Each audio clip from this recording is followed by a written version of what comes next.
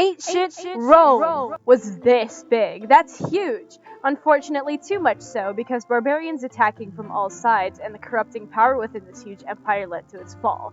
All the roads collapsed, so trade collapsed. It was like lights out, you know? So the people were like, you know what? No central authority. And that's what they did, kinda. Europe became a collection of a bunch of smaller communities. A lot of the connections that brought nations together disappeared because of the fall of Rome, so it forced people to keep to themselves. Yes, there were kings, but they really didn't have a ton of power because the land that kings ruled over was divided up among lords who governed their own chunks of land. Here's how it worked. Hey there, king. I'm a lord, and I'm looking to govern my own territory within this region. Do you think we can arrange a deal here? Why, certainly, you can have the coast if you want. Just sign this fee, and we're golden.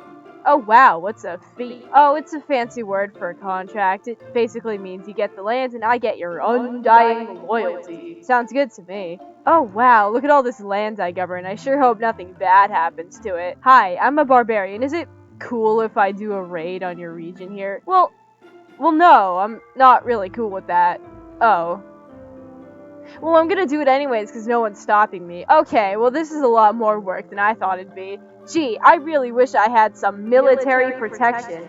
Hey, did you just say you needed military protection? Because I can give you my entire personal army. That's actually really convenient. Almost too convenient. What's the catch? I want land. Of course you do. Oh my god, this place has an army protecting it. Hey, if I settle here, I might live past 40. Oh, so you want to live here? Well, yes, that'd be great. Can I live here? Oh, I don't know. Can you pay rent? If I have to. Hey, wait, we're not done. We gotta talk about the Great Schism, the one in the Catholic Church, which went like this. Okay, the last pope died. We need to bring in a new one. How about another Frenchman? Roman. We want a Roman pope. Roman. We want a Roman pope. Or at least an Italian pope. Did they just say Italian? Excuse me, Cardinal, but I'm an Italian and also happen to be interested in becoming the pope. Are you thinking what I'm thinking? Yeah, sure, if it'll shut up the mob outside. Great, my fellow Catholics, bow down to me, for I am your much-awaited new Italian pope. Anyways, my cardinals, as your new pope, there's much I want to change around here. I must go and preach now, but do prepare for my plans to reform the church. This was a horrible decision, wasn't it? Okay, everyone, so you know Pope Urban VI? Yeah, well, we only really chose him because y'all peer pressured us into it, and he's kinda mean to us, so that's why we're choosing a new one. Meet Clement VII, your new pope. What's up? I'm the pope now. What?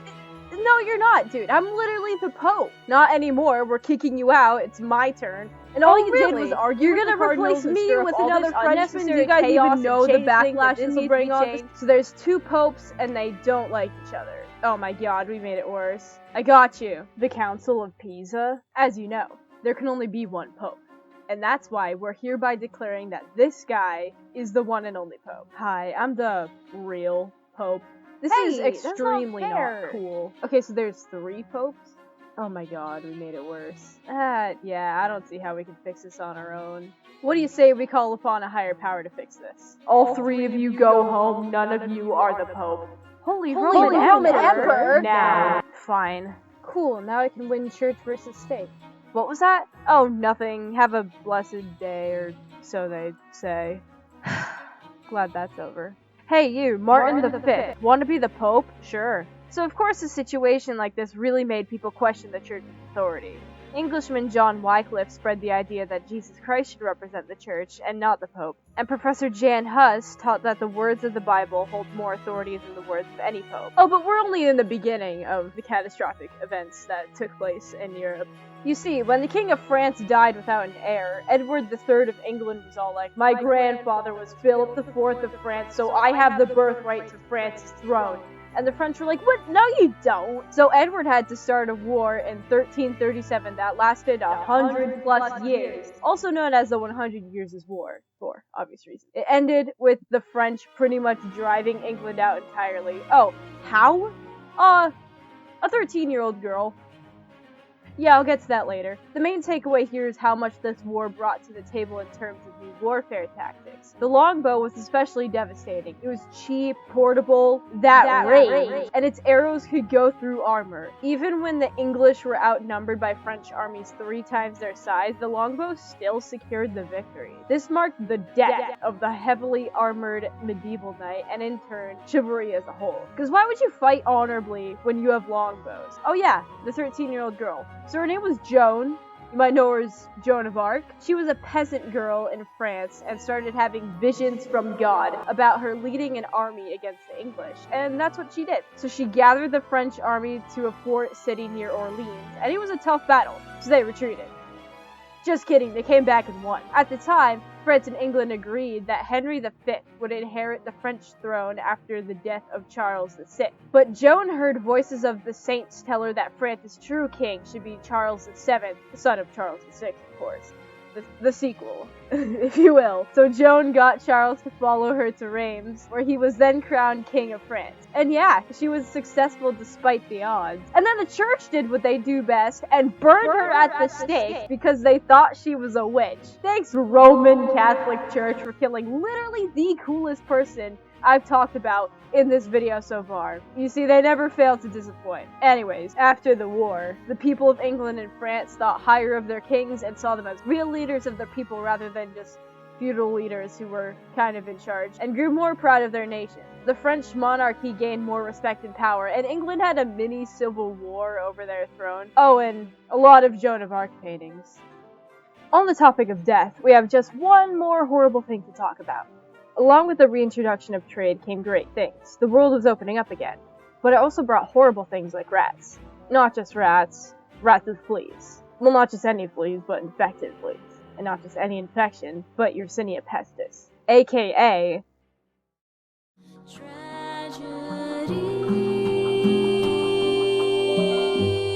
Originating from Asia, this disease killed half of Europe. Along with a greatly depleted population, the economy plummeted as skilled artisans died and were replaced by those who produced work of significantly less quality. Also, the entire consumer base of everything went way down. Peasant revolutions popped up everywhere for higher wages, and people were just traumatized by the sheer amount of death. It was said that even if you survived the plague, you did not come out of it the same person as you once were. You either got traumatized by witnessing everyone around you get the plague, or got traumatized by getting it yourself. And skeletons in the artwork, oh my god, the sheer amount of skeletons in the artwork. Those infected got purple-black spots all over their bodies and swelling in their armpits, neck, and groin, and died anywhere between 2 to 4 days of getting infected. The highly unhygienic conditions of Europe were basically breeding grounds for this kind of thing. I mean, they didn't even bathe. Oh, and yeah, the church found a way to damage their reputation yet again because of this. According to their religion, if you lived a good life and followed all the rules and did what the people above you told you to do, then God will reward you,